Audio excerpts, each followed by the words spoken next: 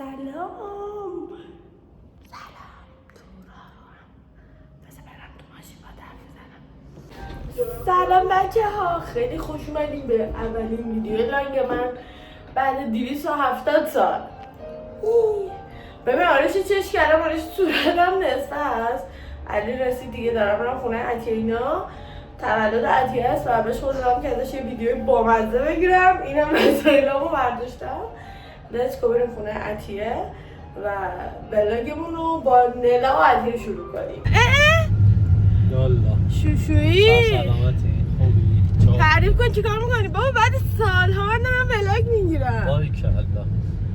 چی فهمیدی؟ تعریف کن که چقدر داری ورزش میکنی، چون بچه‌ها من علی فقط داریم ورزش میکنیم. اصلا من که میخوام سکو وایسم. من اسم میکنم منو تو آره قهرمانی داریم میریم. من قهرمانی چی؟ سلامتیه و قهرمانی چی نمیدونم. مثلا علی روزای زوج که میره بوکس، روزای فرد میره بدنسازی. قراره که امروز با هم دیگه هم ولاگ داشته باشیم، تمیزکاری داریم، سوال و جواب داریم. بذار ویدیو رو شیر کنم شما بپرسید. نه بابا خونه عطیه چه خونه خودمونه. بذار ویدیو رو شیر کنم، سوالا رو شما همین الان ازم بپرسید. گوشیم افتاد و بریم. خوشحالم، شادم. نلا داره غذا میخوره، بعد انقدر جیغ زد که ظرف غذامو بذاری جلوم. بعد دستاشو کرده تو غذاه، همونجور که میبینید. خونه رو خودشو بگن که شما نیم ساعت دیگه باید بریم بیرون این خونه. وای دستاشو مالید به صندلی. وای میگه این چسبیده به سینی. آره رو مخشه. خوشی میگذره. آره دستش ببین تا کجا کثیفه جدی. نه نه نه نه نه نلا یه موشو برای خاله. نلا وای قومونی نلا دست بزن برای خاله. بلی برقص برای خاله. برس برام یهودی دستا شای کسی دیدی؟ نه نه نه نه نه نلا یه اخ کن به خاله. اخ کن به خاله. نه موش نشو اخ کن اخ کن. وای بترسون منو. بترسون. وای ترسیدم. خب نلا رو ببریم بشوریم. بچه نلا یاد گرفته رو صندلی غذاش وای میسته و من عطیه اینو تازه امروز کشف کردیم. مرحله میرسه که ما لباس میپوشیم، نلا متوجه میشه که قراره خونه بره بیرون و از اون لحظه تا لحظه که ما بریم بیرون نان حساب جیغ میکشه که یه وقت جاش نذاریم. من نمیدونم چرا فکر میکنم ما قراره جا بذاریم اینو. کیف داری؟ آخه قربونت بشم من. پاشو وایس ببینم. عالی شدی. عالی شدی. وقتی با دوستت که بچه داره رفتی بیرون تو پارکینگ موندیم داره بچه شیر میده. آره من اصرارمون برای اینکه عطیه هست و ما نلا بشینه پشت فرمون. خب بچه ها عطیه به تازگی ماشین خریده و ما در حال تمرین رانندگی هستیم. منتها نلام اینجا و یه ذره نقنقو و مامانیه اذیت میکنه، ولی خواهر من پرقدرت ادامه میده بدون مکس. آره خب بچه ما 10 دقیقه رفتیم با زلا گره کردتی داره بشیر. میگم بچه هاتون رو شیر خشکی کنید برای اینا. قیافه رو اخمام کرده که اصلا هیچی به من نگی. هیچ وقت این زیر شیر انقدر بد اخلاق نیست. بیشتر تا نلا. خلاصه نلا گره که زدیم بغل به شیر بدیم دوباره را بیافتیم.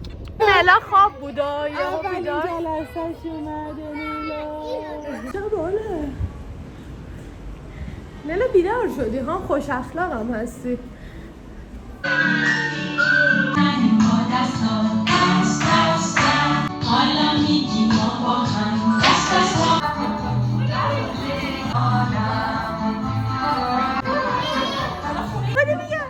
بیا راهو مسدود کردی اون پشت.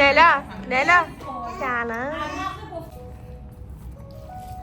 خب بچه ها من رسیدم خونه، رفتم از عرفان فیلم گرفتم برای یه دونه ویدیو تبلیغاتی داشت دیگه، اصلا یادم رفت اونجا ویدیو بگیرم. الان لباسای حمالیمو پوشیدم و در خدمت شما هستم که خونه رو تمیز کنم.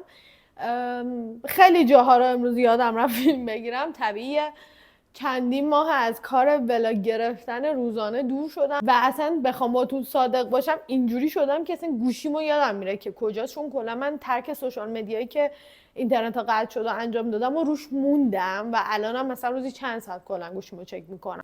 گفتم قبل از اینکه بخوام حمالی کنم یه چند تا سوال جواب بدم. اولی سوالی که یه چند باری دیدم این بوده که چون من تو پروسه بارداری عطیه ازش ویدیو نذاشتم، خیلی براشون سوال بودش که آره تو مثلا با عطیه قطع ارتباط کردی و نمیدونم قهری و این داستانا و اصلا داستانتون چیه. بچه‌ها توی بارداری عطیه یه سوء تفاهمی بین من و عطیه پیش اومد. من عطیه فکر کنم مثلا چند ماه در حد 2-3 ماه 3-4 ماه با هم ارتباط نداشتیم که نلا دیگه به دنیا اومد، با هم دوباره اوکی شد، اصلا دیگه دلمون طاقت نیاورد و هیچ کدوممون هم مقصر نبودیم، یعنی دو طرفه بود و اینجوری بودیم که وقتی هم صحبت کردیم جفتمون از کاری که کرده بود پشیمون بود و این چیزا توی دوستی های چندین ساله خیلی طبیعیه. من حتی مثلا بار چندممون بود که بینمون سوء تفاهم پیش می اومد و برامون خیلی عادی بود. اینکه من اصلا ازش صحبت نکردم دلیل خیلی مهمی داره، اونم اینه که حریم شخصی من و دوستم که شماها میشناسیدش خیلی برام با ارزش بود و من میدونستم قراره با عطیه آشتی کنم.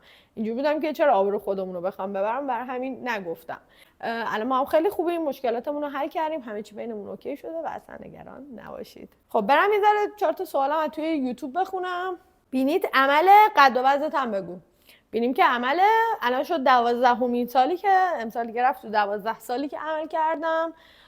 قدم هم 165، وزنم الان نزدیک 2 هفته اصلا نگرفتم و همونجور که میدونید من در پروسه لاغری هستم. جنگ فکر کنم 5-6 کیلو چاق شدم که سریع تا دیدم یک کوچولو وزنم داره میره بالا سریع جلوشو گرفتم. الان فکر میکنم باید 68 69 اینا باشم. رفتم رو ترازو روز اول باشگاه پرام ریخت، میفهمیدم چاق شدم ولی نه اونقدر و اینجوری بودم که به علی هم وزنمو نگفتم. الان که دارم بهتون میگم چون اعتماد به نفسم رفته بالا و وزنم اومده پایین که خوشحالم و الان حدودا توی 2 ماه و نیم با مصرف قرص تیرویدم، چون من تیروید کمکار دارم، ورزش خیلی سنگینی که من میکنم و رژیم تقریبا سنگینی که گرفتم، حدودا فکر کنم 8 کیلو لاغر شده باشم. باید الان فکر کنم 8 باشه. میتونم برام وزن کنم بهتون بگم. در کل ولی وزن خانم‌ها رو ازش نپرسید، حال نمیده. تو این چند ماه چقدر کاهش وزن داشتی و کارهایی که برای کاهش وزن انجام دادی و بگو.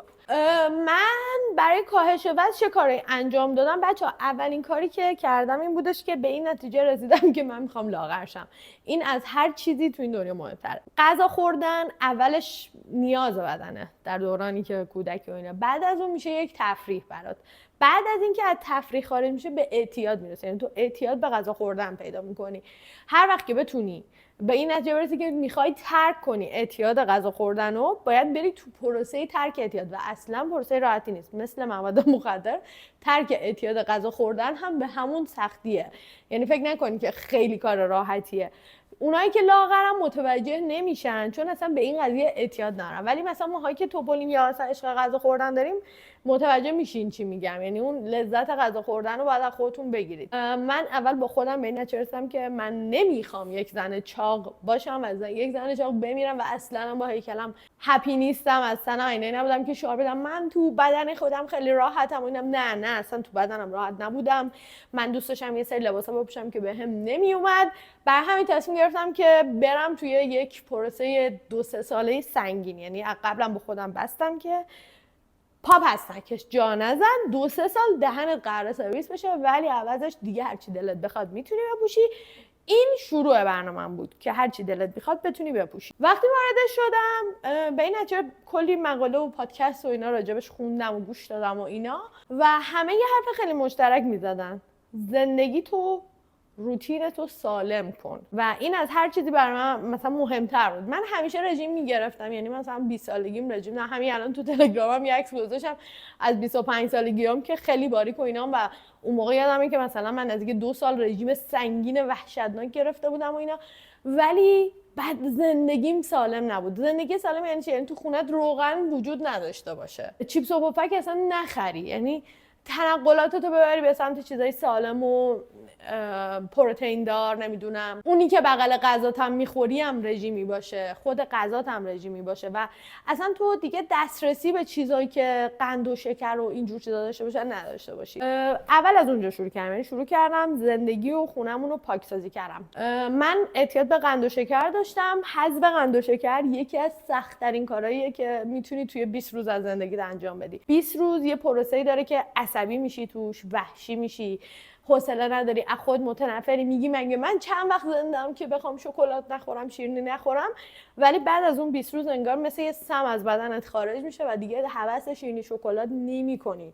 اصلا به طرز عجیبی این هوس از رود برداشته میشه. پروسه سنگینیه. کاهش وزن اصلا پروسه راحتی نیست و یه عزم خیلی جذب میخواد. بریم خونه رو تمیز کنیم یه ذره، بینش جواب سوالاتتون یه ذره میدم و در نهایت هم آخرش میخوام از اون چیل تایما با هم داشته باشیم و 2 تا 3 تا سوال خیلی مهمتونم که میدونم خیلی برای همتون سواله رو گذاشتم اون موقع جواب بدم که قشنگ اینجوری باشم بعد جواب بدم. اونجوری باحال‌تر میشه به نظر من. ببین اونقدر خونه به هم ریخته نیست حقیقتش، چون من روزانه کارامو میکنم، شما میدونید دیگه، تو ویدیوهام همیشه دیدین. ولی یه سری کارا این چند وقته ریخته رو هم. آشپزخونه ببین ظاهرا تمیزه ولی روی کابینت ها اینا کثیفه. گفتم چه وقتی بهتر از الان که با هم دیگه انجامش بدیم. Let's go.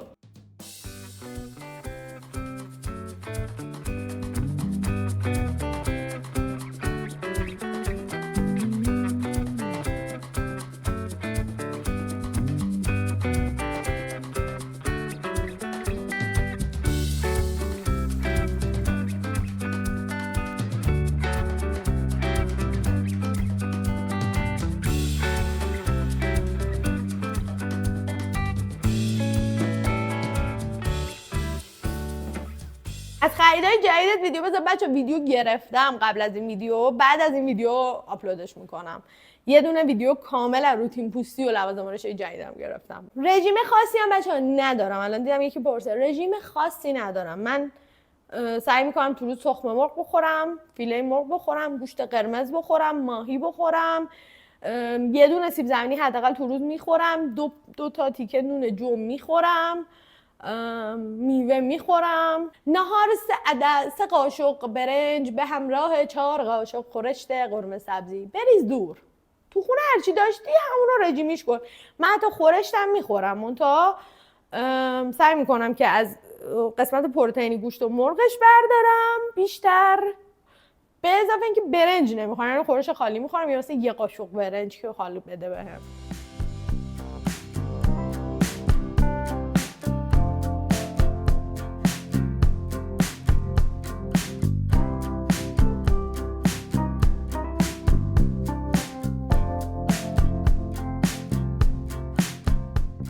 خیلی رندوم این ویدیو برات ساجست شد و تو کلیک کردی بدون که این ویدیو نشونه است که خونه تو تمیز کنی یا اتاق تو یا کیف تو، یه جا تو تمیز کنی.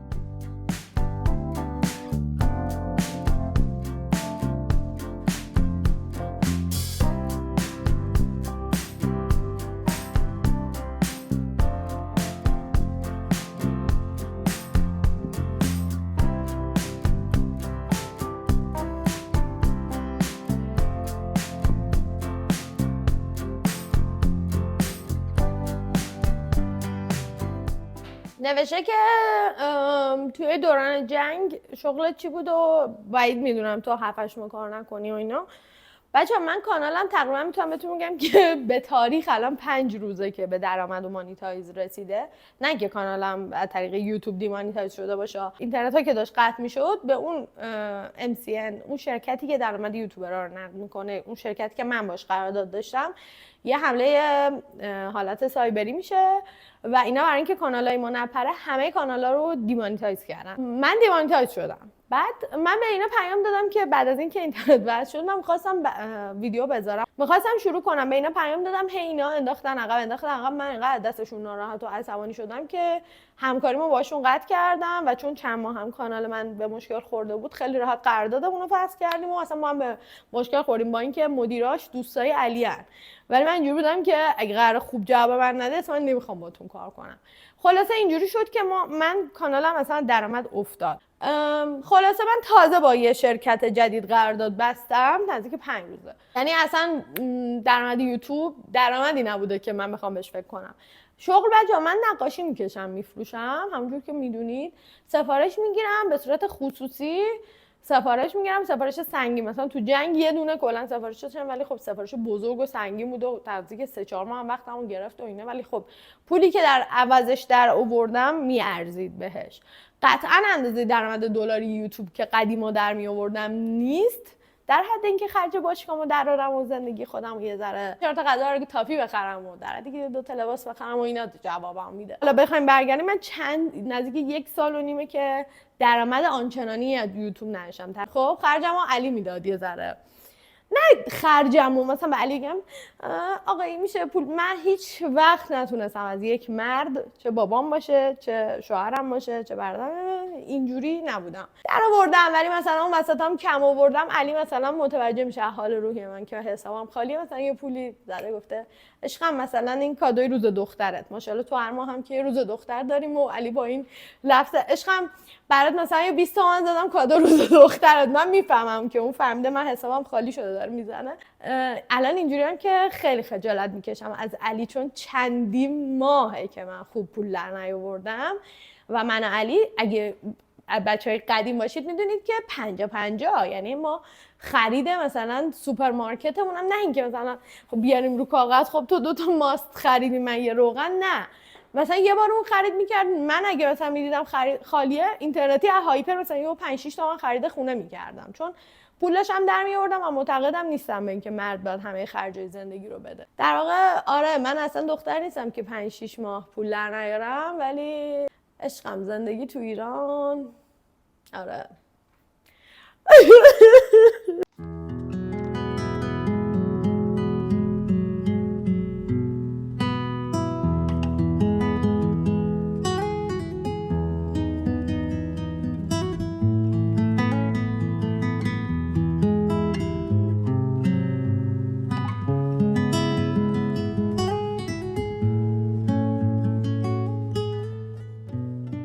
یکی از سوالات پرتکرار همتون اون موقعی که پیج منو بستن این بودش که اصلا چرا پیج تو رو گرفتن.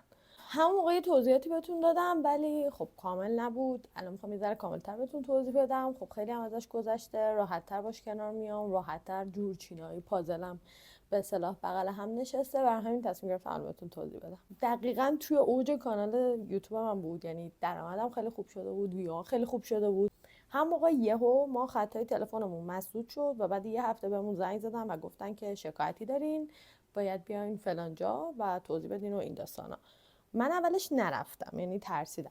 بعد زنگ زدن گفتن که اگه نیای پروسه بعد از قطع شدن خط اینه که حسابای بانکی و ممنوع الخروج و اینجور چیزا. برای همین من و علی مجبور شدیم که پاشیم بریم اونجا ببینیم که داستان چیه. ببین داستان در واقع بدحجابی من نه. من فکر کنم مثلا اولین کانال یوتیوب بودم که رفتم و جهت پاره توضیحات و این داستان از کانال تلگرام من شروع شده بوده، مثل اینکه بعدها متوجه شدیم یه چند وقت بعد یک وایسی وقتی که کانال تلگرام من 200-300 تا ممبر داشته و اوایل کار منم حساب می شده، یه وایسی من داده بودم در حالتی که مثلا فکر می‌کردم کلا 200 نفر دارن وایس رو گوش میکنن و کلا هم حسابم هم نمیدونم 2-3 هزار نفرم شاید نبوده. راجع به یه موضوعی که برخلاف قوانین ایرانه، نه خیلی جدی یا امنیتی ها، راجع به یک نظر شخصی خودم یه وایس داده بودم و اون وایس بعد از 1.5 سال یهو بعد از یک اتفاقی شکایتی داشت، شکایت خصوصی، یعنی یک شخصی بابت اون وایس من رفته بود ازم شکایت کرده بود یا همچین چیزی. یعنی بیشتر داستان دشمنی بود تا اینکه خیلی مثلا بخوایم بگیم که به خاطر حجاب مثل بلاگرا که مثلا میگیرنشون منو گرفته باشن.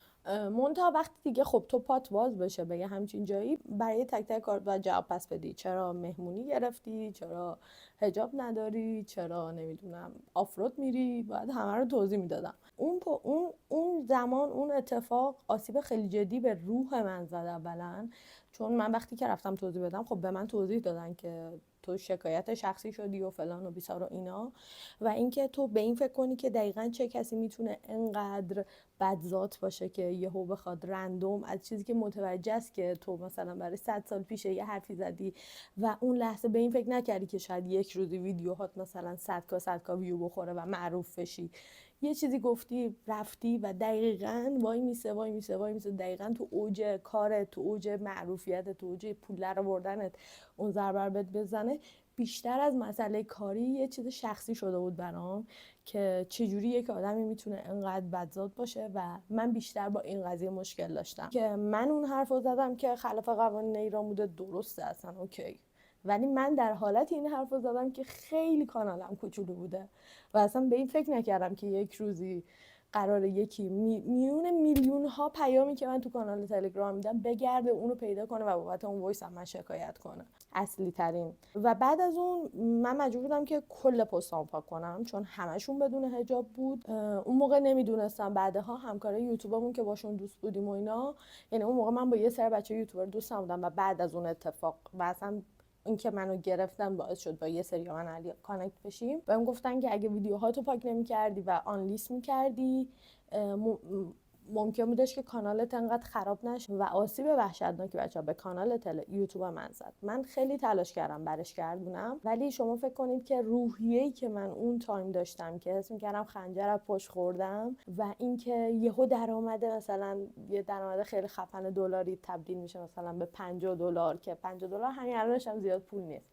اون موقع مثلا شده بود درآمدم شد مثلا 1/20 1/30 اون چیزی که ماه قبلش درآورده بودم، باعث شدش که من خیلی خیلی شکننده بشم. یعنی هیت روم تاثیر میذاشت بعد از اون قضیه. و شما فکر کنید من دقیقاً 1 ماه قبل یه درامایی خیلی سنگینم داشتم و این دوتا با هم ادغام شده بود. طرفدارای اون ور داشتن به هم فشار می آوردن، از این ور من با حجاب میذاشتم یه سریو میادم گفتن آره تو با حجاب گذاشتی فلانی بیساری، از اون ور ویو اومده بود پایین. به خاطر اینکه وقتی همه ویدیوهاتو پاک میکنی یوتیوب اینجوریه که اوکی پس تو آدم امنی نیستی برای ما نمیتونیم رو سرمایه گذاری کنیم ویدیوهاتو بذاریم ببریم تو اکسپلور بعد تو ممکنه 2 روز دیگه پاک کنی. و سود یوتیوب تو اینه که بعد از 1 ماه ویدیوهای تو رو هی میفرسته تو اکسپلور، ویو میخوره و بیشتر پولو خودش برمی‌داره. برای همین وقتی تو بعد از 1 ماه ویدیو رو پاک میکنی اینجوریه که خب تو عوضی بازی داری در میاری، پس من دیگه تو رو پروموتت نمیکنم، بهت کمک نمیکنم، حمایت نمیکنم، ویدیوهاتو برای بقیه آدما نشون نمیدم.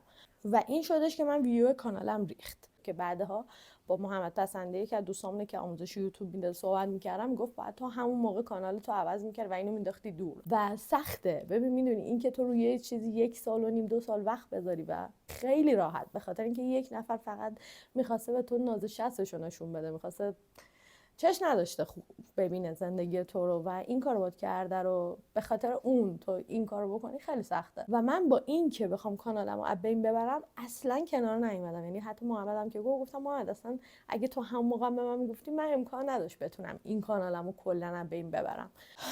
داستان گرفتن من و از بین رفتن پیجم این بود.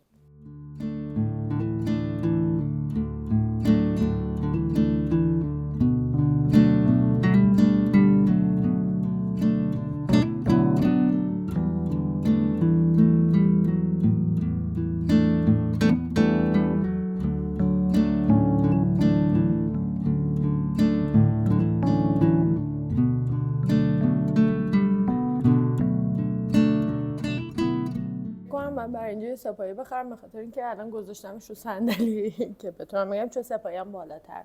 دمنوش دارچین و گل محمدی من آوردم. خب میرسیم به مهمترین سوال که فکر کنم اصلا خیلیاتون به خاطر این سوال ویدیو رو دارید نگاه میکنید و سوالی که حق دارید که خیلی براتون سوال شده باشه. اونم راجع به خانواده علی و خواهر علی 100%. طبیعیه که سوال داشته باشید به خاطر اینکه خیلیاتون ما دوتا رو خیلی با هم میدیدیم، من و خواهر علی، و اصلا خیلی‌ها فکر میکردن که اول من با خواهر علی دوست بودم، بعد به واسطه اون با علی دوست شدم و بعدش ازدواج کردیم. ولی خب نه، بذارید توضیح بدم. من با علی سال 1400 دوست شدم و فکر میکنم که سال 1401 اواسط به روی آخراش با خواهر علی آشنا شدم، مثلا به واسطه اینکه ما دیگه رابطمون خیلی جدی شده بود و دیگه رسیده بود به اون مرحله که دیگه خانواده ها با هم آشناشن. علی با برادر من آشنا شد، من با خواهر برادر علی آشنا شدم. من مشکلی با کسی ندارم بچه‌ها، اینو بدونید. خیلی فکر می‌کنن که مثلا مشکل منم، وای عروس بازی فلان و اینا. یه داستانی از سر ازدواج خواهر علی پیش اومده که یه دلخوری بین خواهر برادر پیش اومده، یعنی علی با خواهرش به مشکل خوردن و من چون زن علیم 100% که اگه شوهر من با یکی حال نکنه، چه از فامیل خودم چه از فامیل خودش، باش رفت آمد نمی‌کنم. حالا نه اینکه بگم مثلا با علی با خواهرش حال نمی‌کنه، واقعا نه. بین خواهر برادر خب یه دلخوری پیش اومده، ایشالله که حل بشه. منم مطیع همسرم هستم تو اینجور موارد و اصلا به نظر من درستش اینه که زن و شوهر با هم اینجوری باشن، چه من با یکی حال نکنم چه علی با یکی حال نکنه، اون یکی هم موظفه که رفت آمدش رو قطع کنه، مخصوصا اگه روابط خانوادگی انقدر نزدیک باشه. واقعا من به نظرم که من به عنوان همسر علی اصلا ربطی به هم نداره که بخوام دخالت بکنم، حتی نمیخواستم رابطه‌مو آنچنان قطع بکنم، ولی خب به هر حال هر کسی زاویه دید متفاوتی داره دیگه، دست من نبوده واقعا این. من نمیدونم که اون تایمی که حالا این اتفاق افتاد چه یعنی میدونم میدونی بعضی وقتی سنت کمه یه روحیه تهاجمی داری، خب یعنی اینجوری که من یه اشتباهی کردم، بذار به جای اینکه درستش کنم یه ضربه‌ای بزنم که همه فکر کنم اون مثلا تو اشتباه کردی.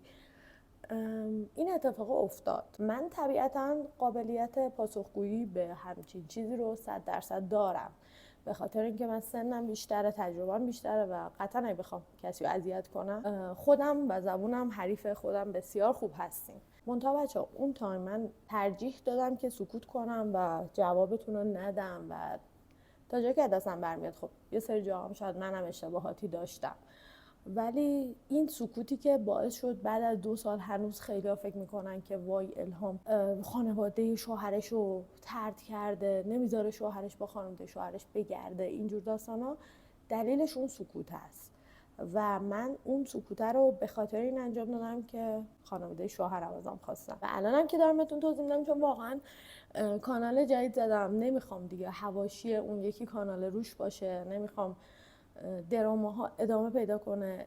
ببین بین ماها روابط خونی هستش، یعنی روابط خونی خیلی چیزای عمیقیه. 2 سال قهر میکنیم، 4 سال بعد آشتی میکنیم جوری که اصلا یادمون میره و این وسط رو سیاهیش میمونه برای کسایی که فقط قضاوت میکنن. راستشو بخواد راجبه به این قضیه من اصلا قضاوت اذیتم نمیکنه، میدونی چرا؟ چون اصلا به خودم نمیگیرم، چون من میدونم چه اتفاقی افتاده. ولی خب قشنگ نیست که وقتی مثلا شما 10% از یه چیز 100% رو دارید میبینید بخواید مثلا قضاوت بکنید. و اتفاقا من ویدیوهای خواهر علی هم از وقتا میبینم، براش هم خیلی آرزو موفقیت دارم، خیلی هم خوشحال میشم که موفق میشه. بعضیا بهم میگن که آره تو مثلا 100K نشدی، فلانی شد 100K فلان. من باعث افتخارمه که همچین خواهر شوهری داشته باشم، مثلا ناراحت نمیشم، اتفاقا حالم میکنم، پوزشم میدم، شاید مثلا با خودشم صحبت نکنم ولی جلو 4 نفر دیگه میگم آره مثلا خواهر شوهرم فلانیه، ذوقم میکنم. اینکه کانال من رشد نکرده علاوه بر اینکه خودم خیلی این 2 سال جنجالی رو داشتم به خاطر این قضایی که میدونید، یکی دلیلش هم بوده که خودم اون کار نکردم و کانالم هم خراب بود و تصمیم احساسی گرفتم. پاشم هستم چون من الان توی فکر میکنم 1 ماه گذشته که خوب کار کردم نزدیک 2000 تا ساب گرفتم. امیدوارم که این سوال واقعا برای همیشه بره و دیگه من این کامنت رو نبینم و اگه تو این کامنت رو زیر پستای من دیدی میتونی این ویدیو رو لینکش رو براش منشن کنی که بره ببینه، دست سرمو برداره. والا خسته شدیم، به خدا خسته شدیم. بعد میدونی برام چی جالبه بچه‌ها، این که اصلا چیز خیلی خاصی نیست. بین خواهر برادرها خیلی دعوا پیش میاد، یعنی شما تو خونتون تا حالا با برادر خواهرتون دعوا نکردین که مثلا اگزاجره باش برخورد میکنید؟ طبیعیه. اینکه حالا مثلا رابطه ما توی مدیا بوده، الان دیگه مثلا شما فکر میکنید که وای یعنی چه اتفاقی افتاده، در صورتی که اگر شما دنبال کننده درست بودید متوجه میشین که دلیل این قهر حتی چیه. خب یعنی اصلا خیلی واضحه، 3-4 تا ویدیو هستش که ببینید متوجه میشید که اصلا چرا این اتفاق به اینجا رسیده. راستی من با پدر مادر علی هم در ارتباطم، با برادرش هم در ارتباطم. پدر علی یکی از مهمترین آدمای زندگی من همیشه بوده، الانم هست، از همیشه هم بیشتر دوستش دارم.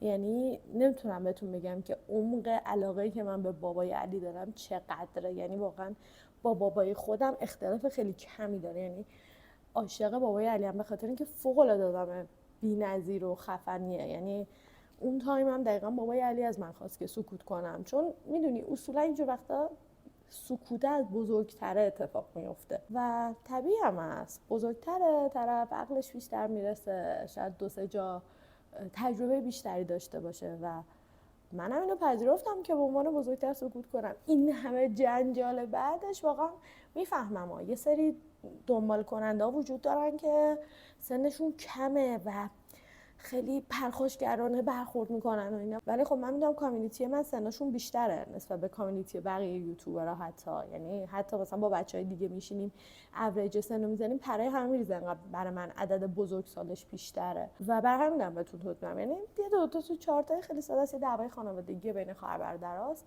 وظیفه زن و شوهراشون اینه که عقب وایسن، اصلا دخالت نکنن، حتی اگر خواهره یا برادر سیبلش همسر طرف باشه. من میفهمم مشکل از کجاه، من که به خودم نمیگیرم، میدونی من مدلم این شکلیه. به تو هم پیشنهاد میکنم اگه 2 روز دیگه ازدواج کردی بین همسر و تو خواهر برادرش به مشکل خورد، حتی اگه اونا به تو چیزی گفتن تو سکوت کن، اصلا نیازی نیست جواب بدی. تو پارتنرت باید پشتت باشه که هست، تموم شد و رفت. وای بچه‌ها چقدر زر زدم تو این ولاگ، خدا وکیلی دلم هم تنگ شده بود واسط، خیلی حرف زدم. حالا جدا از این که کی میخواد اینو ادیت کنه، کی میخواد اینو ببینه، این همه واقعا حالت من به هم نمیخوره. این هم من میبینی، میدونی چند وقته دارم شورت ویدیو میگیرم، مثلا 6 دقیقه میگیرم میشه 1 دقیقه و نیم. اصلا من عادت ندارم انقدر ادیت کنم. وای وای وای وای. همین دیگه. اینجا برام بنویس که دوست داری چه ویدیوهایی تو این کانال جدید ببینیم و کانال جدید رو بهم تبریک بگو. و اگه تا آخر اومدی بگو کانالت مبارک که بفهمم تو تا آخر این ویدیو رو دیدی و یک لجندی. بای.